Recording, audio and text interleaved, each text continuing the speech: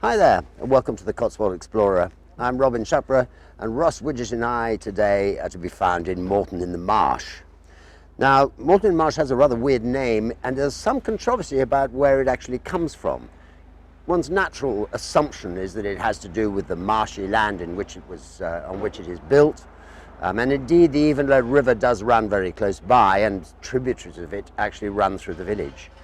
However, it's possible that the origins of the word indicate the fact that the village is right on the edge of three separate counties, and the word marsh is derived from the marche, which means border. I rather like the idea of the second idea. We're going to show you around. There are some wonderful buildings to look at. We've arrived on a Tuesday morning, very early, and the market is setting up. An exciting thing to watch. This is a market that's been held since 1227. Come with me.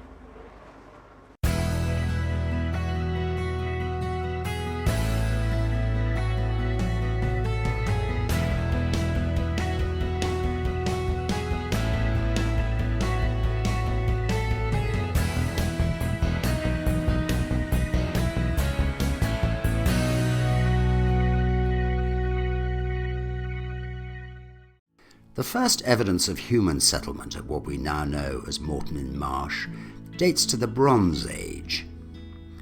But following the Roman invasion, the Roman armies began building the Fosse Way, a major road that runs from Exeter to Lincoln.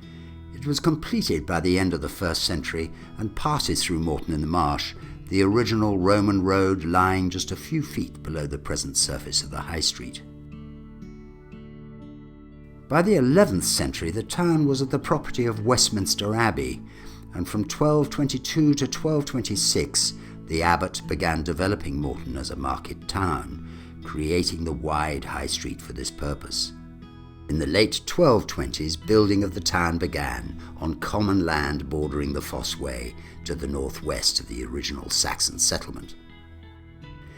The town in this period was mainly agricultural, sheep being the most important source of income.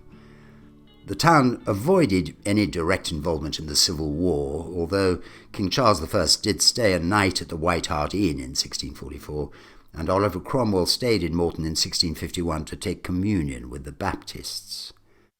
Curfew Tower, at the junction of High Street and Oxford Street, was probably built in the 16th century and has a curfew bell in its turret, with a small room at its base that was once used as a lock-up.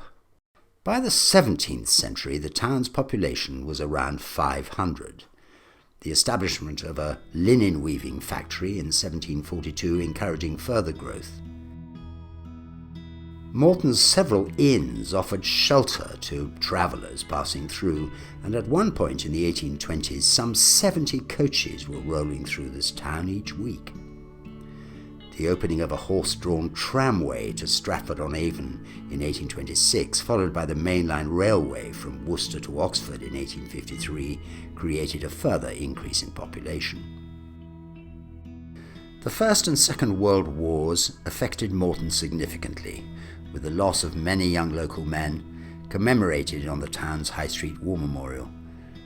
RAF Moreton-in-Marsh, the inspiration for the Much Binding in the Marsh radio comedy show that ran from 1944 to 1954, was constructed to the east of the town in 1939 for the training of Wellington bomber crews. The town continued to modernise and develop following the Second World War, and has for some time been one of the principal growth areas of the North Cotswolds. The 21st century has seen considerable housing development in and around Moreton, with the railway and 2 trunk roads busier than ever before. The locals are beginning to ask the question, just how much more expansion can the town's existing infrastructure cope with? Well, we've had an interesting trip around Moreton-in-Marsh. It's clearly a very busy place. Even at the crack of dawn when we film, it's noisy and full of activity. There's a great sense of life here. We've had a nice time. There are clearly some very good hotels to stay in. It's worth a visit. I hope you've enjoyed our tour. We'll be back next week. Don't forget you can find us on Twitter and on Facebook, and our website is thecotswoldexplorer.co.uk. We'll see you again soon.